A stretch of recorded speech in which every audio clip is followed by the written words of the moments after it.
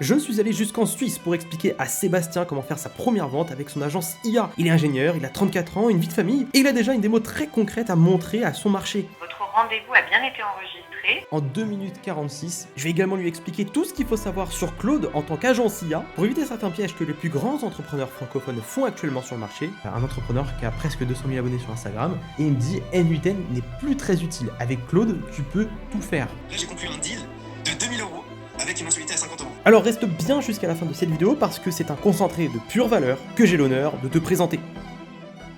Ok, bon écoute, du coup maintenant tu as une démo, tu as un positionnement, tu as un marché à l'attaquer. Là, je vais t'expliquer exactement comment aller trouver le premier client. Je vais te montrer ce que tu dois faire parce que tu as une vie de famille aujourd'hui, tu as 34 ans. Donc Sébastien, 34 ans, ingénieur.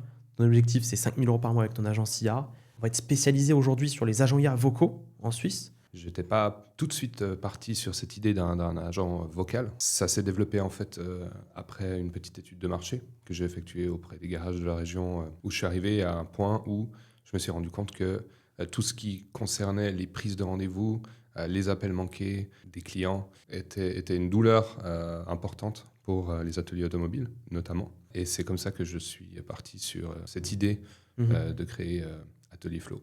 Ouais, ok, excellent. Effectivement, on a vu passer énormément de réceptionnistes IA. Je ne sais pas si tu as vu un petit peu des vidéos comme ça, où est-ce que les gens vont démarcher des gens dans les restaurants pour leur dire « Ok, est-ce que vous voulez mettre en place une IA pour réceptionner les commandes ?» Et là, on le fait pour de vrai. C'est-à-dire que il y a la théorie et il y a la pratique. Tu as vu qu'en pratique, la démo, elle n'était pas si simple à faire. Tu t'es couché des fois tard, tu m'envoies des messages à 1h40.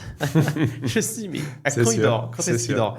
Donc, en l'occurrence, c'est magnifique. Là, on a un beau niveau technique. On a une niche et la situation actuelle est la suivante. Tu as fait la technique, tu t'es formé techniquement, tu as trouvé ton positionnement, du moins ton premier positionnement, et c'est très important de pouvoir être flexible. Si on voit que le marché ne prend pas, que l'idée n'est pas au final pas bonne alors que tout était ouvert, c'est pas grave, on repart sur d'autres choses parce que tu auras tellement acquis d'expérience en technique et notamment dans les agents IA vocaux que si c'est pas pour les ateliers, tu vas pouvoir le faire pour des restaurants, pour des hôtels, pour des SAV en e-commerce ou ce genre de choses. Et ça va être génial. Donc, tu en es à l'étape où est-ce que tu as fait ta démo et que tu es sur le point de faire de l'acquisition. Même si pour aller sonder le marché, tu es allé t'as appelé des personnes et que tu as déjà un pied dedans. Donc, tu as déjà des prospects qui peuvent être intéressés, qu'il faut aller voir. Donc, c'est l'étape la plus importante qui est cruciale. Et étant donné que tu as une vie de famille, comme beaucoup de personnes qui sont chez Mentoria, tu dois utiliser les 2 ou 3 heures par jour que tu as de la manière la plus optimale possible. Tout ce qui n'a pas de levier à l'heure actuelle, dans ta situation, à ce niveau-là, ça dégage. Comme par exemple, le fait d'aller encore une fois faire de la technique, ouvrir une 8N alors que la démo est bonne, alors qu'on sait que tu fais du vocal. Donc si tu ouvres une 8N pour faire de la génération d'images, on n'est pas bon, on est sur quelque chose de trop éloigné. Ton LinkedIn, j'aimerais commencer par ça parce que ça va t'introduire un petit peu la vision que j'ai pour toi sur comment il faut te positionner, comment tu vas devoir t'adresser aux personnes pour aller chercher des clients. Actuellement, tu travailles pour une entreprise, on verra si on floute ou pas, il n'y a pas de souci, je peux tout faire au montage. Et du coup, là, tu as un positionnement, enfin moi, ton profil me donne confiance. Je me dis déjà que c'est un expert pour plusieurs raisons. Premièrement, c'est en anglais, c'est tout bête, mais ça fait encore plus international. À voir si ça va être pertinent pour les cibles qu'on va toucher, donc peut-être le passer en français, dans le cas où est-ce qu'on va aller chercher des gens en français. Mais ce qui me donne confiance, c'est le fait que tu sois ingénieur, c'est que tu travailles dans une grosse boîte actuellement, et c'est que tu dis que tu construis des agents IA vocaux. Donc, tu restes un petit peu large. Après, oui, qui prend le workshop calls, mais tu introduis et on voit tout de suite agent IA vocaux. Ça peut être une super signature. La chose que j'ai à te dire sur le profil, c'est peut-être au niveau de la bannière. Pas pour l'esthétisme, pour faire en sorte que ce soit esthétique et qu'il y ait des petits détails. On n'est pas sur, non, il faut que tu le mettes de cette couleur. Non, c'est pas ça. Ce qui est super important sur LinkedIn, c'est qu'en 3 secondes, ton prospect avec qui tu te connectes, il doit concrètement savoir la valeur que tu peux y apporter. En 3 secondes. La bannière, elle a le potentiel d'aller expliquer aux personnes ce qu'on peut leur faire. J'aide par exemple les ateliers à automatiser avec de l'IA la réception des appels une phrase. Là, par exemple, je Mhm. booste tes ventes et automatise ton SAV grâce à un écosystème d'agents IA. C'est clair, c'est limpide. Mhm. Et la bannière là, elle n'est pas plus belle en soi, elle n'est pas plus esthétique, il n'y a pas un Mhm. effet de ouf, mais il y a simplement la proposition de valeur qui est juste ici. Donc Mhm. quand Ismaël se connecte avec un prospect, Mhm. on sait directement que il peut nous apporter ça.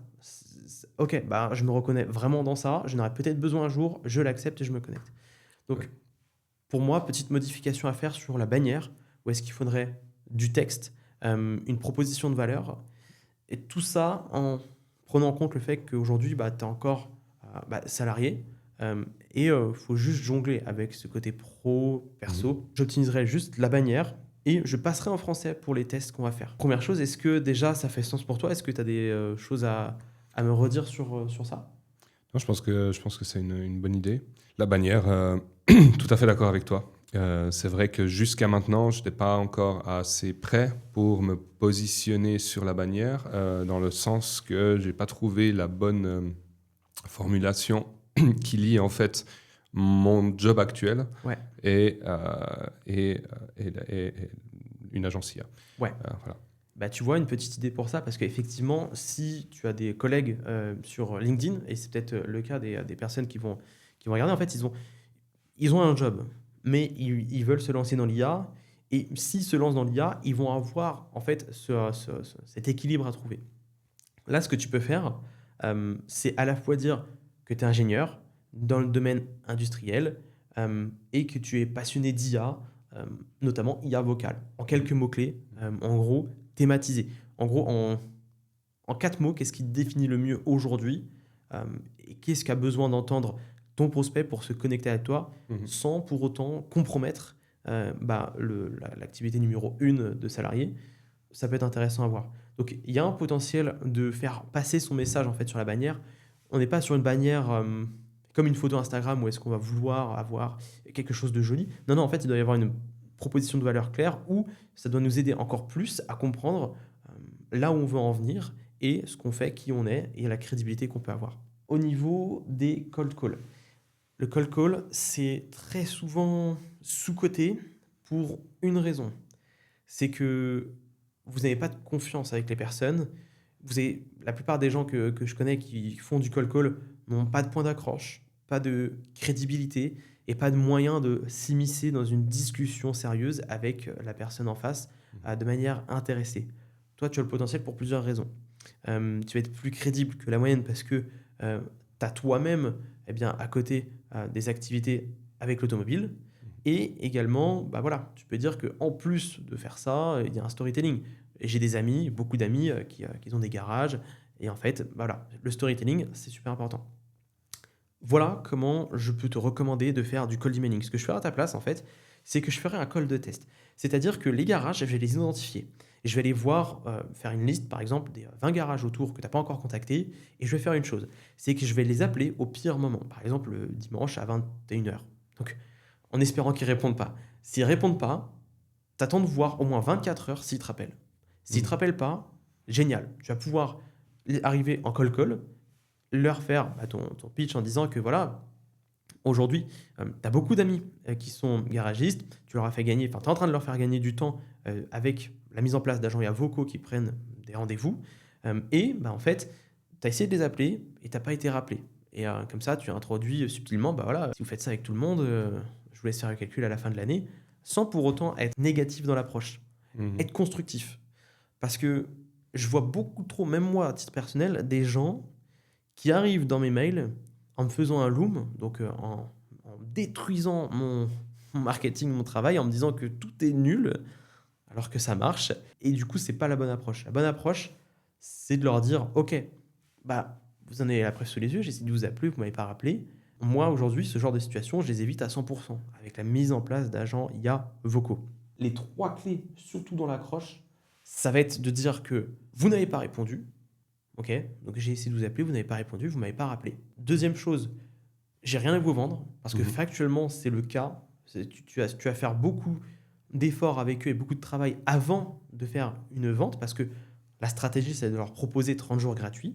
Et bah, moi aussi, j'ai un garage. Moi aussi, j'ai une activité. Moi aussi, j'ai pas mal de gens dans l'industrie. Je connais le domaine et je sais à quel point la mise en place d'agents IA vocaux est essentielle pour gagner du temps dans votre industrie. Est-ce que ça fait sens? Est-ce que tu as quelque chose à rajouter? Parce que tu as fait quelques appels tout de suite depuis ce temps-là. J'ai fait quand même quelques appels, oui. Je suis censé avoir un rendez-vous la semaine prochaine, Ok, génial. en visio. Génial. Maintenant, je dirais que c'est vrai que, en tout cas nous, les Suisses, on va en général regarder les horaires d'ouverture d'un garage et on va pas aller appeler le garage en dehors des horaires d'ouverture en sachant qu'il n'est pas ouvert. Après, c'est peut-être notre culture C'est qui vrai. fait que. Mais c'est sûr que, par exemple, appeler une demi-heure après la fermeture et puis voir si ça répond, ça c'est une possibilité, oui, ce serait une possibilité. Ensuite, on a aussi certains garages qui ont mis en place déjà des possibilités de réservation en ligne Ouais. pour les services simples. Évidemment que ça doit être systématiquement repris par un humain derrière, c'est sûr. Mais disons qu'il y a déjà cette possibilité. Donc, tous ne sont pas 100% manuels, on va dire. Voilà. Il y a déjà une petite partie d'automatisation.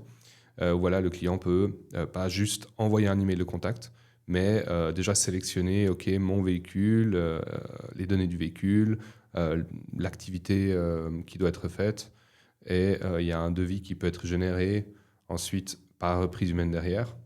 Mais disons que ça, en fait, ce qu'on gagne avec ce genre de système, c'est que ça évite en fait le call, ça évite le vocal. Voilà. C'est uniquement un échange écrit. Bon. Après, pour le reste, je suis tout à fait d'accord avec la trame. Évidemment, j'ai une trame de cold call que j'ai créée, que j'ai déjà adaptée au fur et à mesure en fait, des appels. Typiquement, le « je n'ai rien à vendre ». Quand on le prononce pas en fait dès l'accroche, dès le début, ça met tout de suite Bien sûr. un entre guillemets frein. Et donc voilà. Bien sûr, Ouais. bien sûr. Ça, c'est quelque chose qu'on a vu avec une autre personne de l'accompagnement, quand il a commencé à dire je n'ai rien à vous vendre, parce que c'était vraiment le cas, où est-ce que en fait, il voulait juste prendre de l'information, les gens tout de suite ont baissé leur regard. Parce que quand on t'appelle et on essaie de t'introduire une idée, t'introduire un concept, une douleur, etc., ça se ressent direct et les gens sont saturés des appels. Moi, le nombre de fois où je vois un numéro qui a un pattern que je reconnais à chaque fois, c'est de la publicité, et je ne réponds pas. Et si je réponds, j'ai aucune envie de continuer la discussion avec quelqu'un que je connais pas qui veut juste me faire perdre mon temps, et j'ai l'impression qu'il veut me faire perdre de l'argent parce que j'ai pas encore compris ce qu'il voulait m'apporter et j'ai pas envie de comprendre. Donc, super important. Donc voilà, moi l'idée, ça serait de maximiser. J'ai rien à vous vendre et vous n'avez pas répondu quand j'essaie de vous appeler. Moi aussi j'ai un garage et je suis en train de mettre en place ce genre de solution qui fait déjà gagner beaucoup de temps. Ensuite, du coup, ce qui serait intéressant, c'est d'essayer de viser 15 appels par jour, quelque chose comme ça. Si tu vois que ça fait trop parce que tu arrives à avoir des bonnes discussions avec les gens, on baisse un peu. Parce qu'à la différence de certaines personnes qui vont pas avoir d'expérience et qui vont pas avoir de storytelling, l'appel là, il peut durer 10 minutes, 15 minutes. Sûr. Ça peut durer plus longtemps que juste un petit jeune qui essaie d'appeler un garage, qui se fait remballer gentiment, mais qui se fait remballer. Là, c'est vrai que c'est quelque chose à prendre en compte. Au niveau de la cible, du coup, là, on est sur les garages / ateliers en Suisse, avec une taille minimale de personnes, mais pas trop élevée non plus. Ce que j'ai comme idée, en fait, c'est qu'on attaque les garages en Suisse, donc évidemment avec un périmètre local, et ensuite on agrandit. Ensuite, les garages en France. Et si ça marche, alors que ça marche ou que ça marche pas, dans tous les cas, après on peut s'attaquer en fait à tout type de réceptionniste. Hôtel, de ce que tu m'avais dit, de mes souvenirs, tu avais déjà quelques contacts où tu étais allé dans pas mal d'hôtels. Les SAV, les e-commerçants, ça peut être dingue. Même les services en ligne, les restaurants, oui, mais je pense qu'on pourra faire d'autres choses avant, avec la crédibilité que tu peux avoir, le fait que tu sois ingénieur. Donc, ce sont les cibles secondaires, tu vois, qu'il ne faut pas oublier. Parce que si on s'enferme dans un garage suisse et que, par exemple, ça vivote ou que ça ne prend pas comme tu voulais, qu'on ne soit pas largué en se disant on a tout misé sur ça, je vois que comme ça, c'est important de se dire qu'aujourd'hui, on va être flexible. Là, on est sur de l'agent IA vocal, on va se spécialiser là-dedans. Et du jour au lendemain, s'il y a une adaptation à faire, on pourra la faire. Au niveau des CTA, démo offerte de 20 minutes et ensuite, évidemment, mise à disposition gratuite et il faudra revoir. Le risque qu'il peut y avoir, tu vois, j'en ai parlé avec un autre membre de l'accompagnement, c'est que si tu proposes une démo, une mise à disposition pendant X jours, ce qui est le cas, il peut y avoir deux risques. Pas que le produit soit mauvais, parce que je suis intimement convaincu et je l'ai vu et tu vas nous le montrer que le produit est bon, mais que en fait, tu lui parles de ça, tu lui parles de ce projet, tu lui montres les slides, il va avoir un intérêt, une hausse d'intérêt, il va avoir une hype. Donc, ok, trop bien, ok, je le mets à disposition pendant 30 jours. Tu lui mets pendant 30 jours, ça marche bien, ok, il n'y a aucun souci sur ça. Mais ce qui peut se passer, c'est que la hype va redescendre. Et au final, il perd en intérêt, même si le produit est bon, même s'il va résoudre pas mal de problèmes, mais il va perdre en intérêt pour cette chose-là. Et autre chose, s'il a la sensation de ne pas avoir besoin de cela à la fin, on ne pourra pas faire la vente. Dans le sens où, oui, ok, donc il me fait gagner du temps, mais je suis tellement éloigné du premier moment où ce qu'il m'avait montré et que je suis hype et que j'ai envie d'acheter, que là, je préfère retourner à l'ancienne comme j'ai toujours fait et appeler. Donc il y a ce timing en fait sur la démo qu'on va devoir adapter. Si on voit que 30 jours ça fait trop, on adaptera, on trouvera une solution. Peut-être faire une première démo et ensuite, ok, ce que je vais faire, c'est que je vais prendre 7 jours pour faire un prototype personnalisé en fonction de ce que vous allez me dire là dans les prochaines minutes et je reviens vers vous avec un devis plus approfondi. On le fait tester en live pendant 1 heure et la personne, en fait, avec son propre prototype, peut se projeter, peut dire oui ou non. Et ensuite, si c'est un frein à l'achat, si ouais, mais je veux le tester quand même, ok, là on trouvera de quoi mettre en place des garanties ou ce genre de choses dans le contrat, dans la prestation, pour le rassurer. Si c'est un vrai frein à l'achat. Ensuite, au niveau de LinkedIn. En fait, si tu veux, il y a un truc super important à comprendre, c'est que là, je ne sais pas si les ateliers et les garages vont être sur LinkedIn fondamentalement. Ce que je suis sûr, c'est qu'il y a forcément des gens qui ont besoin d'agents IA vocaux qui seront sur LinkedIn. Moi, voilà comment je vois l'approche. Pour toi, dans ton cas précis, c'est d'update, comme je t'ai dit, le profil, donc remettre à jour quelques informations, et ensuite commencer à faire des connexions. On se connecte aux personnes, en l'occurrence 50 à 70 par semaine, avec un premier message automatisé, un message d'approche, et une relance automatisée. Avec les outils qu'on recommande, tu vois, on va avoir une relance qui est possible et un message possible automatiquement. Tu n'as rien à faire. On prend en compte le fait que tu as 2 heures par jour, 3 heures par jour, peut-être des fois plus, mais que tu veux avoir quand même une vie de famille, tu as une vie de famille, il faut faire la part des choses. Et une fois que les personnes répondent à ton premier message ou à ta relance, là, c'est toi qui discutes. Là, c'est toi qui vois la notif, tu discutes avec eux, tu essaies de creuser le besoin et de proposer une démo, un appel pour en discuter. Les connexions doivent être gérées automatiquement également ou pas? Alors ouais, par contre, ce qui va être super important, tu vois, ça va être le ciblage. En l'occurrence, le ciblage est manuel. Et ensuite, on prend une liste de profils pertinents, par exemple basés en Suisse, dans une entreprise de type, en l'occurrence, automobile, réparation automobile, de 5 à 10 salariés. Et ensuite, l'ajout va se faire automatiquement, en respectant les limites LinkedIn. Mais ce qui va être super important, c'est de faire manuellement ce ciblage. D'accord. Ok. Quand je te dis que LinkedIn, c'est important, c'est que là, en l'occurrence, tu vois, c'est Pierrick. Pierrick, il a un job également à haute responsabilité dans une grande organisation publique, mais vraiment une grande organisation. Et en fait, si tu veux, il a fait sa première vente sur LinkedIn uniquement en envoyant des messages de façon automatisée. Et les messages où est-ce qu'il avait des intérêts et des réponses, il y répondait, il discutait, hop, un appel, hop, ok, je propose un devis et on avance. Et en toute autonomie, en fait, si tu veux, c'est quelqu'un qui est dans la philosophie aussi où est-ce que il va pas vouloir s'enfermer 15 heures par jour sur son activité parce que il a une copine, il a des amis, il veut voyager, pas encore d'enfants, mais ça ne serait tardé, tu vois. Et du coup, voilà, en l'occurrence, LinkedIn peut te permettre d'automatiser le process de connexion et de faire en sorte de ne pas passer 20 heures par jour à connecter avec les personnes. Et en termes de type de poste, vu que tu as cet équilibre à respecter entre ton job actuel et ta seconde activité, tu peux faire des postes qui se situent sur de la réaction aux évolutions techniques niveau agent IA vocaux, par exemple du Eleven Labs, ce genre de choses, mais sans vendre fondamentalement de façon brute, tu vois. Oui.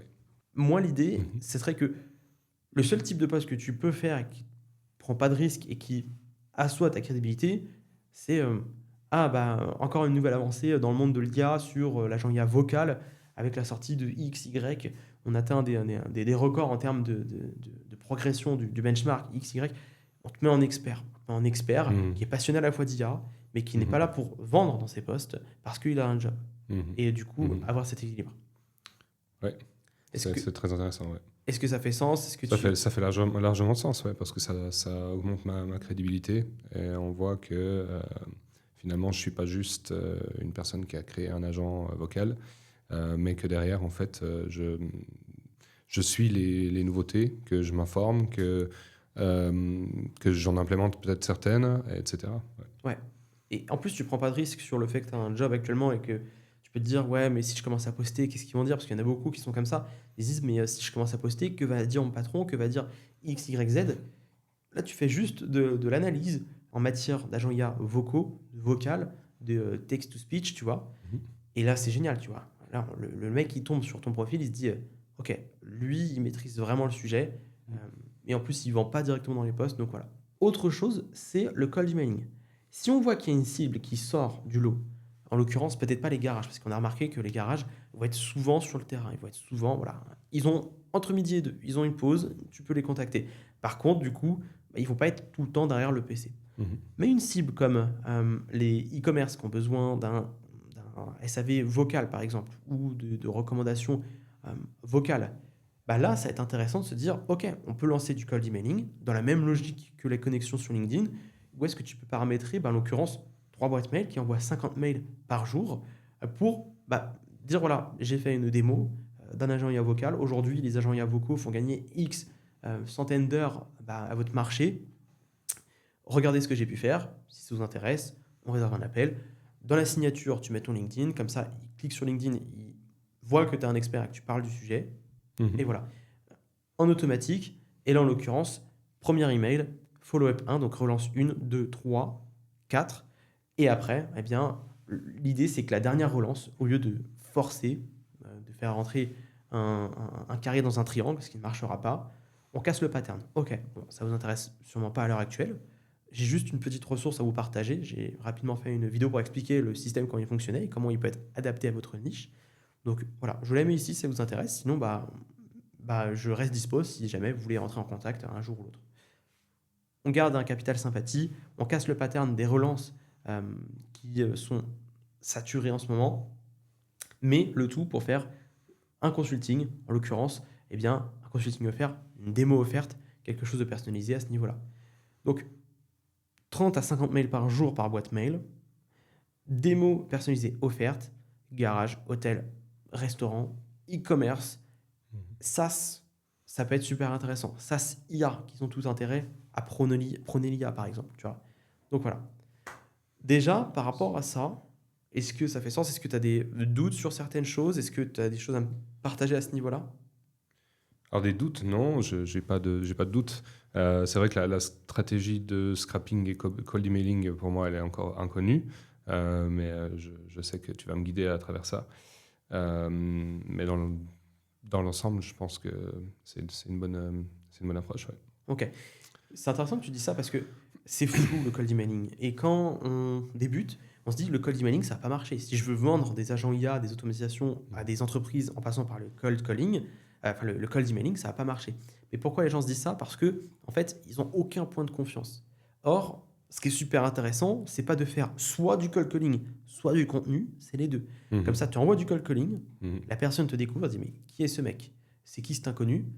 Dans ta bannière, tu as ton LinkedIn, il clique sur LinkedIn, il voit que ça fait 1 an que tu t'intéresses à la technologie derrière tout ça, au text-to-speech, à Eleven Labs, à tout ce qui se fait de près ou de loin sur les agents IA vocaux. Il va se dire, mais c'est un expert en fait. Ce mec est intéressant, ce mec, Mhm. je peux lui faire confiance. Parce que la grande majorité des gens, quand ils font du cold emailing pour leur agence IA, ils n'ont pas de crédibilité. Ils veulent se cacher. Ils n'ont pas envie de montrer leur tête. Souvent, c'est pour cette raison qui est, je trouve, dramatique, c'est qu'ils ne veulent pas montrer leur tête. Ils ne veulent pas se mettre en avant. Ils ne veulent pas poster. En fait, ils vont le payer un jour ou l'autre. Parce que ça paraît être une voie facile. Ok, on n'a pas besoin d'envoyer des emails, on n'a pas besoin de montrer sa tête, c'est vrai. Mhm. Mais si tu montes ta tête et que tu fais du cold emailing, ça va mieux marcher. Donc là, tu vois, maintenant, dernière petite chose, et je le sens que c'est plus qu'un moyen d'acquisition. Toi, le fait de faire des vidéos aujourd'hui, ça t'intéresse parce que t'aimes bien ça, tu voudrais tester. Quand tu m'as parlé de YouTube, c'est quoi que tu envisageais Alors, je dirais, pour moi, YouTube, c'est principalement le fait d'être vu, qu'on voit mon visage, et le fait, en fait, d'apporter aux gens, ben voilà, l'assurance que que je me positionne en tant qu'expert, en fait. Et voilà, en montrant, en fait, certains contenus, que ce soit des actualités par rapport à l'IA, respectivement, dans mon cas, les agents vocaux, euh, possibilités techniques peut-être à ce niveau-là, mais aussi en donnant des conseils parfois ou en présentant des démos. Je pense que c'est quelque chose qui peut vraiment largement renforcer en fait mon positionnement. Ouais. Et voilà. Ouais, C'est- clairement. Clairement. Est-ce que tu es motivé à l'idée de faire du contenu? Parce que moi, quand tu m'as montré les scènes OBS que tu paramétrais et tout ça, quand tu me parles de Light juste avant, je sens que t'aimerais bien le faire, tu vois. Que tu te forcerais pas à le faire. Ah non, non, je ne Voilà, me tu forcerai vois. pas. C'est juste que j'ai beaucoup à apprendre. Que l'entier de ce projet et de cette agence, finalement, elle comportait énormément de branches. Et finalement, voilà, c'est où se concentrer le plus dans ma situation de vie actuelle. Mais je pense qu'on peut avancer un petit peu partout en même temps. Et finalement, c'est aussi, je dirais, une force de l'ingénieur, c'est que voilà, les ingénieurs, on nous apprend en fait à avoir plein de compétences différentes dans plein de domaines. Mm. Et c'est quelque chose qui n'est pas forcément le cas de tout le monde, mais disons que la formation d'ingénieur en général apporte ça. Parce que finalement, quand on te dit t'es ingénieur, ça veut dire quoi? Ça veut dire quoi être ingénieur? L'ingénieur, c'est quelqu'un qui est capable d'être structuré et que cette structuration en fait, lui permet d'avancer à différents endroits en restant structuré et de ne pas se perdre. Mm. Voilà. Ouais, tu vois, c'est super intéressant parce que oui, on va toucher à du LinkedIn, peut-être à du cold emailing, à du cold calling, à du YouTube. En fait, tu as plusieurs casquettes. Et évidemment, tu vois, là, YouTube, dans ton cas précis, je le vois pas vraiment comme un vecteur d'acquisition, mais de positionnement, enfin, pour asseoir ton positionnement, ta crédibilité et faire de la conversion. Mhm. En fait, je sais que tu vas pas te forcer à faire des vidéos. Je sais qu'évidemment, tu as des choses à apprendre. Peut-être que tu vas redémarrer le record plusieurs fois, mais c'est totalement normal. Moi aussi, je le fais encore. Mais voilà, ça peut être une belle aventure. Et là, tu vois, ce que j'ai en tête pour respecter ce rythme, avec ce que tu peux faire aujourd'hui, avec le fait que tu sois ingénieur, que tu as une vie de famille, etc. Une vidéo par semaine, pas plus. Parce que tu vois, par exemple, Alexandre, qui d'ailleurs, je vais pouvoir te montrer juste après, je vais t'en parler. Il a fait sa première vente à 2000 euros et je l'avais vu sur Paris. En fait, si tu veux, lui, je lui ai dit 3 vidéos par semaine. Donc c'est fat, c'est énorme, c'est beaucoup, surtout quand on commence. Ça sert à rien de se tuer à la tâche parce que ce ne sera pas le bon vecteur. Une vidéo par semaine ou tous les 10 jours, où est-ce que les sujets que tu vas devoir traiter, ça va être des sujets de ce type. Hop. Donc cet agent IA vocal fait gagner 10 heures par semaine au garage et tu peux considérer que le mot garage, c'est une variable. Mhm. Créer un agent IA vocal en 5 minutes pour son entreprise. Eleven Labs, tout comprendre en 21 minutes. C'est le genre de concept qui marche super bien. Il n'y a pas longtemps, j'ai fait 25 000 vues sur une vidéo qui disait précisément Claude Code, 18 minutes pour tout comprendre. Quelque chose de ce style-là. Comment déléguer son SAV à une IA vocale. En fait, l'idée, c'est que tu peux te dire que chaque semaine, tous les dimanches ou tous les 10 jours, en fait, je vais traiter un sujet qui intéresse de près ou de loin ma cible. Et là, en l'occurrence, on peut s'amuser. Soit on fait un cas concret où est-ce que cet agent IA vocal, d'ailleurs, tu vas nous le montrer juste après, mais il peut faire gagner du temps. Comment? Parce que on le teste en hook et ensuite, on va expliquer le nombre d'appels qu'on fait par jour, multiplié par le nombre de jours dans l'année, etc. Ça peut représenter une grosse partie de temps. Et en fait, tu peux faire ce genre de contenu, mais aussi comment créer un agent IA vocal en 5 minutes. Même s'il le crée, ça peut paraître contre-intuitif, mais si ta cible, si ton prospect tombe sur ça, tu te dis, ok, mais là, je lui donne tout pour le faire. En vrai, il n'aura jamais le temps. Nous, les gens qu'on attire, dans tous les cas, s'ils ont le temps de le faire et qu'ils veulent le faire et qu'ils veulent perdre des heures à le faire, ça ne sera pas nos clients. Mais je suis intimement convaincu, parce que je l'ai vécu moi-même, que beaucoup de gens, même si tu montres tout comme pour le faire, ils ne le feront pas. Ils veulent l'implémentation. Ils veulent que quelqu'un s'en charge parce qu'ils n'ont pas le temps. Et je te dis ça pas pour rien. Regarde, là, sur ce, ce schéma qui montre le process que je vais te recommander pour simplifier au maximum la création de vidéos, bah, j'avais fait une vidéo sur. J'ai fait un SAV pour moi, ok, où est-ce qu'il répondait à mes mails. Et j'ai fait un cas, cet agent IA SAV gère mon SAV. J'explique comment le faire, les branches, je montre tout, en fait. Et grâce à cette vidéo, j'ai eu un client, Alexandre, qui est de formation technique, qui est développeur à la base, qui aurait pu largement le faire sur N8N, mais qui a préféré me payer 2500 € pour que je le fasse. Parce que, en fait, il considérait qu'il n'a pas de temps à perdre sur ça, que en fait, je pouvais bien le faire, j'ai bien résolu son besoin. Et même après, il s'est amusé. Il a rajouté des branches qui n'étaient même pas marquées dans le contrat ou quoi, mais pour s'amuser, voilà, il voulait ouvrir le capot, voir comment ça se passait. Donc en fait, même quelqu'un qui est technique à la base, il achète. Donc c'est pas parce qu'on va lui montrer un tuto ou quoi qu'il va le faire tout seul et que ça va marcher, qu'il va l'implémenter. Il y a des numéros à mettre en place, etc. Bien sûr. Moi, le stack d'outils que je te recommande et le process que je te recommande, en fait, déjà t'intéresser à YouTube, qu'est-ce qui se fait sur YouTube, sur les réceptionnistes IA, etc. Avoir une base Notion avec toutes tes idées vidéo, un Miro pour schématiser en fait, le temps que la personne perd ou ce genre de choses, N8N pour montrer les workflows que tu fais, Eleven Labs également, OBS que tu as déjà configuré, CapCut, miniature avec ChatGPT, tu la recadres sur Photoshop ou sur un outil en ligne gratuit, et basta. Pas de prise de tête, pas de montage compliqué, ça sert à rien dans ce cas-là. Simple. On va à l'essentiel, et en fait, si tu veux, là, on est plus sur une cible d'entrepreneurs déjà intéressés par de l'agent IA vocal. Ce sont les personnes types qui vont tomber sur tes vidéos toutes seules. Donc, ça va être super intéressant. Ils croient déjà en la solution. Mais nous, ce qu'on va pouvoir faire, c'est que, imagine, tu fais 10 vidéos sur les agents IA vocaux. Après, tu fais des cold calls. La personne, elle a une objection où elle se dit ok, mais concrètement, ça va faire gagner combien d'heures là dans mon cas précis? Ça tombe bien, j'en ai fait une vidéo où est-ce que je décortique concrètement le cas d'un client qu'on a eu avec son garage qui a gagné X heures. Je vous invite à aller la voir, je vous envoie. On peut envoyer les personnes qu'on veut sur ces contenus-là. Et c'est à ça que va servir YouTube.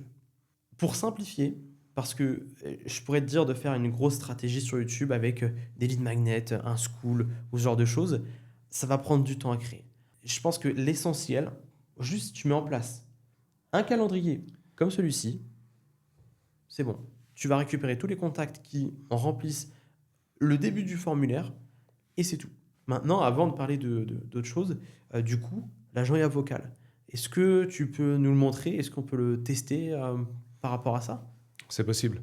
Donc déjà, peut-être la mise en contexte. Donc l'agent IA vocal, quel est son rôle, hein? Donc son rôle, donc je l'ai appelé déjà Atelier Flow. Son rôle, c'est quoi? C'est justement de reprendre en fait les appels de l'atelier, puis de qualifier en fait chaque demande entre une demande standard et une demande complexe. Donc pour ça, on aura un lien entre Eleven Labs et N8N. Évidemment que tout ce qui est structurel se trouve à la base dans N8N.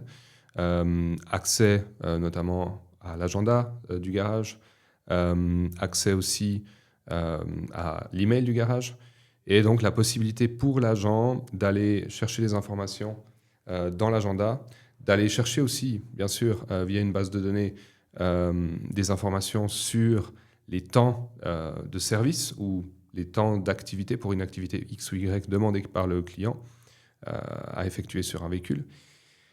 Et en fonction de ça, donc, l'agent va qualifier la demande en standard si c'est une activité qui est connue en termes de temps et si la demande du client est plausible. Dans ce cas-là, des slots vont être proposés au client qui va pouvoir donc directement avoir son rendez-vous réservé avec une confirmation. Si maintenant on arriverait sur une demande complexe, à ce moment-là, eh bien, l'atelier va directement recevoir un mail pour l'avertir du fait que, eh bien, il faut rappeler le client donné avec toutes les informations nécessaires. Ouais, c'est excellent. Et là, en l'occurrence, cette dernière fonctionnalité de pouvoir remonter à un humain à la demande, ça permet de briser un frein à l'achat qui pourrait être, et j'ai peur que l'IA n'arrive pas à savoir, ne qualifie pas bien, C'est je sûr. veux avoir la main sur Mhm. le système. Et bien, tu peux avoir la main parce que sur les tâches précises, en l'occurrence, où est-ce qu'on a un doute sur le temps que ça prend, l'IA pourra te prévenir. Donc ça, c'est génial. Euh, Écoute, est-ce que tu y as accès maintenant? Est-ce qu'on peut le tester? Bien sûr, Let's évidemment. go. Donc là, cet agent, je l'ai connecté donc, à un numéro de téléphone. Donc c'est tout à fait possible en fait de le lier à un numéro existant, mais aussi de le faire dévier sur un autre numéro. Donc là, je suis sur un numéro suisse, et donc on va l'appeler, et je te laisse du coup le tester. Yes, let's go. C'est parti. Bonjour et bienvenue au garage Samco Motors. Je suis l'assistant virtuel de l'atelier. Comment puis-je vous aider? Bonjour, j'aimerais faire un service sur ma voiture. Quelle est la marque de votre véhicule? C'est un Renault Capture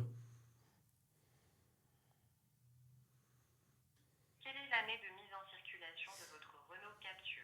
2013. Le premier. Avez-vous remarqué un symptôme particulier ou un autre problème sur le véhicule? Non, je dois juste faire une révision pour faire une vidange. Quel jour souhaitez-vous? Si possible, lundi.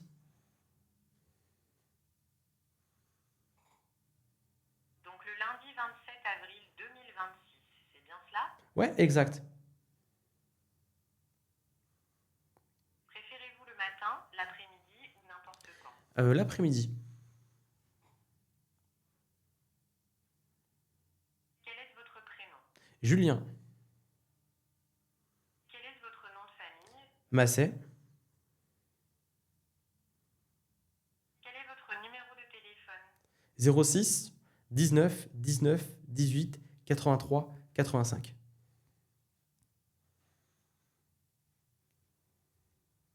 C'est bien le 06 19 19 18 83 85.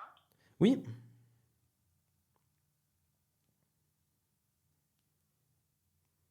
Vous êtes toujours là? oui, Vous c'est bien souhaitez ça. simplement- C'est bien le numéro.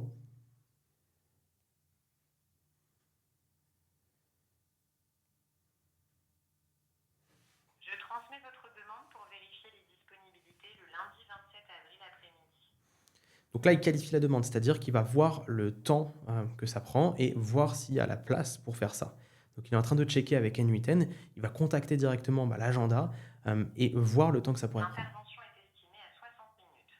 Pour le lundi 27 avril, je peux vous proposer 3 créneaux à 13h30, à 15h ou à 16h30. Quel créneau préférez-vous exactement? Et je préfère 15 heures. Très bien, je confirme ce rendez-vous. Votre rendez-vous a bien été enregistré. Avez-vous encore une autre demande? Non, tout est bon, merci beaucoup. Merci et à bientôt. Ok, là précisément, en 2 minutes 46, du coup, j'ai pris ma révision, j'ai fait ma révision. J'ai tout simplement pu booker un appel avec l'horaire que je voulais, pour le service que je voulais, sur la voiture que je voulais. Il a bien compris directement mon numéro en quelques secondes, il ne m'a pas fait du tout de faute. Ce que je veux dire ici, c'est que voilà, il y a la qualification de la demande, on a réservé l'appel, et en moins de 3 minutes. Alors que là, la personne qui travaillait justement dans un garage, et si elle allait répondre au téléphone, c'est-à-dire qu'elle allait en fait s'enlever de l'atelier pour venir répondre à l'appel, se casser complètement dans son élan pour délivrer, en l'occurrence, son client. Mhm. Et du coup, ça perturbe tout le monde. Donc, génial. Est-ce que tu as d'autres choses à nous dire par rapport Alors, disons que là, dans ce cas-là, on voit directement que là, dans mon agenda Google, j'ai reçu tout de suite là, le rendez-vous avec le nom, prénom, le numéro de téléphone, marque, type du véhicule, opération nécessaire. Et en plus de ça aussi, un request génial. ID.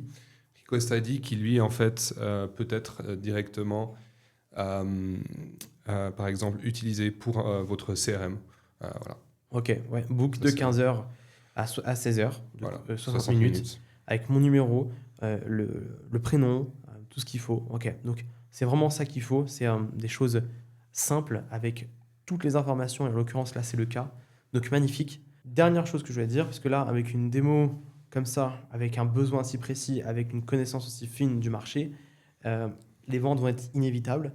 Et tu te posais déjà une question sur, bah voilà, comment déléguer? Et ça, c'est une vraie question. Parce que je sais que tu peux améliorer beaucoup de fois un workflow, un agent IA. Et pour délivrer une personne, évidemment que tu vas mettre toute ton attention nécessaire dessus. Et du coup, bah, comment on fait pour déléguer un projet? Là, je vais te montrer en gros ce que j'ai déjà envoyé à Rudy pour tout simplement faire un projet.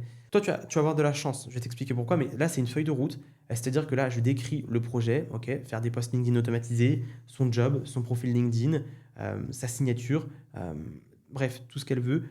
Le format V1, ok, texte court. Après, on voudra des carousels, réaction à l'actu et la to-do. En fait, je dis concrètement ce que j'aurais fait moi sur une huitaine à sa place. Donc, j'aurais d'abord fait un tableau Google Sheets avec de l'ID, etc. Et ensuite, prompting de l'agent. Je dis comment je l'aurais prompté, je dis le type d'image à mettre, je dis l'analyse de la concurrence, comment j'aurais fait. Bref, je m'imagine être sur N8N, sur Eleven Labs, sur Claude, et je dis précisément étape par étape qu'est-ce que j'aurais fait à sa place. Après, c'est une personne que je connais, qui a déjà travaillé avec moi. Donc, tu C'est vas me ça. dire, c'est un avantage. Dans ton cas, moi, ce que je te recommande, c'est tout simplement d'abord de délivrer un premier projet tout seul. Ok. Ouais. Donc, chronométrer le temps de delivery pour ton premier projet. Ensuite, identifier les points standardisables. Par exemple, la récupération des informations de X ou Y, comment, sous forme d'un questionnaire, tu pourrais standardiser et fluidifier le process. Un second projet que tu vas voir, filme-le, c'est super important. Tu te filmes en train de le faire, comme ça, tu as un exemple concret de comment faire. En fait, on te voit le faire. Et à partir de ça, en fait, tu pourras créer un document SOP. Et pour commencer à déléguer, effectivement, tu commences à regarder les bons profils, tu payes la personne, tu testes, tu le fais avec la personne, et plus tu fais confiance à la personne, plus tu peux le laisser en autonomie. Mhm. Est-ce que tu as des questions par rapport à ça? Non, pour le moment, c'est clair. Maintenant, eh bien, on verra au fil du temps. Bien sûr. C'est vrai que la difficulté principale, c'est toujours de trouver la bonne personne, ou plutôt le challenge. Je pense qu'une fois que tu as trouvé la bonne personne, tout peut être super bien. Mais c'est souvent compliqué. Voilà, d'avoir quelqu'un à qui tu peux faire confiance et qui délivre de manière, qui délivre dans les temps, avec la qualité escomptée aussi. Voilà, Ouais. c'est pour moi les 3 points principaux. Ouais. C'est vrai, et ça change une activité. Moi, le jour où j'ai commencé à déléguer les projets avec Rudy, et que c'est lui qui s'occupe de la technique de A à Z, j'ai plus de soucis. Je veux dire que je signe un projet, je sais qu'il va être fait en temps et en heure, de la bonne façon. Et moi, je peux me concentrer du coup sur l'acquisition. Et c'est génial. Donc effectivement, par contre, il y a une chose à prendre en compte pour tous ceux qui veulent déléguer des projets IA avant même de les avoir vendus. Si tu ne sais pas vendre, si tu ne sais pas closer, si tu ne sais pas convertir, si tu ne sais pas mettre en avant les avantages d'un projet, tu vas te sous-pricer, tu vas vendre à 300 € au lieu de 3000 €. Et en fait, pour payer quelqu'un derrière, ça ne sera pas possible. Donc en fait, si tu ne sais pas vendre, si tu n'apprends pas des compétences sur la vente, toute la chaîne derrière, elle va être impossible ou très compliquée. Là, j'aimerais te partager quelques petites astuces sur Claude, quelques cas d'utilisation. Et en l'occurrence, la plupart des gens ne savent pas à quel point Claude est là pour te faire plaisir. L'IA en général est là pour te faire plaisir, pour te dire ce que tu veux entendre. Et cette petite astuce et ce petit prompt vont pouvoir t'aider énormément. Le terme que Claude a identifié sur ça, c'est la psychophancy. C'est le fait d'avoir toujours quelque chose qui va être d'accord avec toi. Et je vais te montrer, tu vas voir, moi ça m'a fait rire au début. En fait, si tu veux, j'ai mis en place ce prompt sur Claude pour faire en sorte qu'il ne soit pas toujours d'accord avec moi. Et que si je dis de la merde, il va tout simplement me corriger et me dire « mais tu dis n'importe quoi ». Et des fois, il m'empêche même d'aller plus loin. Il me dit « attends, tu me parles d'une nouvelle fonctionnalité, je vais vérifier si ça existe, et si ça existe, on va travailler dessus. Mais pour l'instant, j'ai aucune idée de ça. Et en fait, c'est un prompt qui va tout simplement remettre en question ce que tu dis et avoir voilà, un esprit critique, systématique à chaque fois. J'ai fait le test ce matin. Je veux faire une startup de marteau pour enfants, pour adolescents. Est-ce une bonne idée? Non, ce n'est pas une bonne idée. En l'état, c'est pas une bonne idée. Et après, il argumente. J'ai fait exactement le même prompt sur ChatGPT. Je veux faire une startup de marteau pour adolescents. Est-ce une bonne idée? Franchement, l'idée elle ne tient pas encore debout. Mais il tourne autour du pot. Bon, il a l'honnêteté de me dire que voilà, c'est pas ouf. Par contre, tu peux faire des marteaux pour des ateliers DIY, etc. Mais tu sens qu'il va pas me répondre non directement. Il va prendre des pincettes. Et on n'a pas le temps, nous, pour ça. Nous, on veut quelque chose qui te dit si c'est de la merde. En l'occurrence, premier conseil sur ça. Donc, Ouais. un prompt qui va vraiment remettre en question à chaque fois ce que tu dis. Ok, donc là, ce prompt-là n'est pas intégré dans ChatGPT. Dans ChatGPT, non. Ouais, ouais. Et au début, je me suis dit, il va me dire, ouais, c'est une bonne idée. Et là, si je commence à dire, ah mince, mais t'es sûr que c'est pas une bonne idée? Si, c'est une bonne idée. Tu vois, tu vas toujours pouvoir lui dire comme ça s'il sent que t'es un peu insatisfait. Ouais. Un truc qu'on peut maintenant faire avec Claude, c'est des sites à plusieurs milliers d'euros très facilement en quelques minutes. Et j'en ai littéralement eu la preuve sous les yeux avec un élève que j'accompagne qui a refait son site de A à Z avec Claude Code. Simplement, avec Claude Code, comme ça, hop, dans le mode code, il a tout refait de A à Z. Un site qui n'est pas simplement un one-page classique, mais qui va avoir des animations quand on passe dessus comme ça, et surtout des démos. Donc là, en gros, c'est pour le site de son agence IA. Il a juste intégré son calendrier qu'il doit refaire, mais en l'occurrence, il y a même des démos. Par exemple, ici, hop, création de facture. Donc on ne peut pas modifier les variables, mais simplement voir qu'est-ce qu'on peut proposer, ça va vraiment changer la donne. Donc, il fait une facture pour Dupont, nanana, à tel montant. Ok, tu cliques sur générer la facture, tu as un truc qui s'affiche. Évidemment, c'est fictif. Évidemment que les données, on ne peut pas les changer. Mais bordel, le site, il vit vraiment. Et puis, on peut se projeter. Donc, pour la création de ton site, évidemment, utilise Claude Code. Là où moi, je recommandais des outils en ligne, comme Framer ou ce genre de choses, là, effectivement, on a beaucoup plus intérêt de le faire avec Claude Code parce qu'on pourra aller beaucoup plus loin dans la personnalisation à condition d'avoir un bon style. On énonce bien le style, on énonce bien ce qu'on veut et ce qu'on ne veut pas. Donc, évidemment, pour ton site, utilise Claude Code. Yes. Autre chose que tu dois faire avec Claude, et c'est impératif, c'est analyser tes appels de vente. Ça va te faire gagner énormément d'argent et ça va te faire éviter d'en perdre. Et en fait, le syndrome qu'on peut avoir en appel, c'est qu'on a la tête dans le guidon, on a des signaux positifs, on se dit que c'est bon, tout est bien, alors qu'au final, il y a peut-être plein de choses à refaire. En prenant la transcription de ton appel, comme j'ai fait avec Sébastien que j'accompagne, qui a fait son premier rendez-vous, on a mis la transcription directement sur Claude et on a vu qu'en fait, c'était pas gagné. En fait, c'est pas gagné pour autant. C'est pas une vente assurée parce qu'il a identifié une première douleur sur le fait de faire des retouches photos pour cet agent immobilier, mais son problème, le cœur de la racine, c'est les premiers rendez-vous. C'est pas le fait de vendre avec les photos, c'est les premiers rendez-vous. Donc en fait, on a mis de côté l'une de ses plus grosses douleurs. Et du coup, Claude va nous faire une analyse par rapport à ça et il va nous dire les questions que tu dois te poser. Et ça, c'est super important. Pourquoi 1 200 €? C'est basé sur quoi, etc., etc. Parce que là, je dis que la solution pourrait coûter 1 200 €. Le ROI, est-ce qu'il y a un ROI? Pourquoi revenir dans 3 jours et pas 15 comme tu lui as annoncé? Parce que là, c'est moi qui lui ai dit ok, on va rattraper ça, on va faire différemment. Donc, très important. Ce qui est génial, c'est que tu prennes la transcription de ton appel, ou l'occurrence de ta trame de call call, et que tu envoies aussi ta trame de call call. Comme ça, il a à la fois la notice et ce qui a été produit, le résultat. Et il peut revenir et te dire, là, ça a tiqué parce que voilà. Et là, regarde, je vais faire quelque chose d'intéressant. Je vais lui dire quels mots ont été prononcés par le prospect qui peuvent être révélateurs au niveau de son intention d'achat et de sa réelle douleur. Si je lui envoie ça, il va pouvoir regarder concrètement les mots qui ont été dits. Et les mots ont une vraie importance. C'est là la difficulté, c'est de développer le réseau. Donc là, c'est une phrase qu'il a lui-même dit. Et c'est excellent d'avoir la transcription parce que si Claude te ressort les plus grosses douleurs... On peut les tourner en offre finalement, enfin en promesse. Ouais, voilà. Bien sûr. Ouais. Et c'est exactement ce que j'ai fait. J'ai vendu un agent 2500 € pour un SAV. Et j'ai utilisé un terme qu'il m'avait lui-même dit. Il m'a dit... Le type s'appelle Eric, un charmant type très intéressant. Et il m'a dit, moi, ce que je veux, c'est me dupliquer. Hmm. Sur la page d'offre, j'ai marqué dupliquer Eric. Parce que c'était ses mots, c'est ce qu'il représente, c'est ce qu'il veut réellement. Et là, bah, c'est trop fort d'avoir les mots concrets de ce qu'il veut ou de ce qu'il ne veut pas, et de sa douleur, sa réelle douleur. Hmm. On va souligner tout, et bah, c'est super important. Il y a un truc super important à comprendre, les gens sont omnibulés par Claude Code et tout ce que peut faire, et abandonnent N8N. Et là, tu as l'après, en fait, tu as quelqu'un qui fait du contenu sur les réseaux, un entrepreneur qui a presque 200 000 abonnés sur Instagram. Je discute avec lui en DM et il me dit N8N n'est plus très utile. Avec Claude, tu peux tout faire. Alors, en fait, ce qu'il faut comprendre, c'est que N8N va avoir quelque chose de beaucoup plus tracé en termes de chemin. On ne pourra pas le faire sortir. Si on t'a pas mis une branche, si on t'a pas mis une fonctionnalité, il ne pourra pas le sortir. Il y aura juste un petit pouvoir décisionnel avec les agents IA qu'on recherche et qu'on exploite, mais de façon cadrée. Et Claude, lui, il sort du chemin.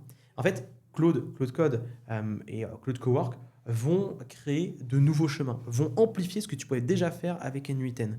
Et en fait, c'est pas soit N8N, soit Claude, c'est les deux. Hmm. Et en l'occurrence, tu vois, bah là, c'est dramatique parce que ça vient d'arriver. Les gens ne réalisent pas encore, mais N8N, c'est pas du tout obsolète. On en a énormément besoin pour optimiser.